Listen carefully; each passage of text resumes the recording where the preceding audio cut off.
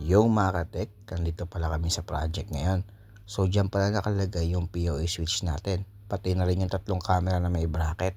So magkakaroon pala tayo ng camera dito sa may port nila. Nasukat na rin pala namin ang metro neto mga katek.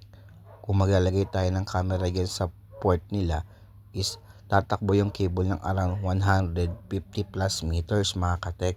Kaya ang gagawin namin is maglalagay kami ng POA extender dito sa may gitna niya. Yung POA extender na yan, yung POA in is papunta dun sa POA switch. Then yung POA out naman ng extender papunta dun sa camera natin sa may port. Yung POA extender na gamit natin is no-lead na ng power adapter nun mga katek. Dito naglalataga sila ng kable. Andito pala kami sa Quezon mga katek. Kung may project kayo about infrastructure, pwede nyo kayo message about consultation. Usap tayo. Ito pala yung ginamit ko ng PO extender dito mga katek. 1 in, 2 out. Isang 30 watts, isang 60 watts. Mga katek, merong nabibili nito na may box na and meron naman nabibili na PO extender lang. Pwede kayo mag DIY box at ilagay nyo yung PO extender doon. So lalagay ko yung link ko sa nabibili yan mga katek. Pwede rin kayo mag direct order sa akin.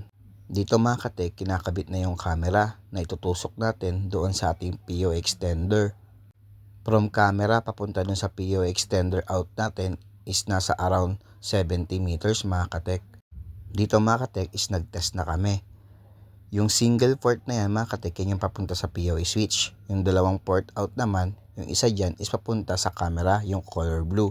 Yung color blue pala is 60 watts. Yung kulay yellow is 30 watts. So ayan mga katek, tapos namin mag-test at nag-display na yan dun sa aming monitor sa command center. So dito ipipix na namin yan. Yan yung itsura ng box niya. So yun lang mga katek, sana nakatulong sa inyo at nagkaroon kayo ng idea. Salamat!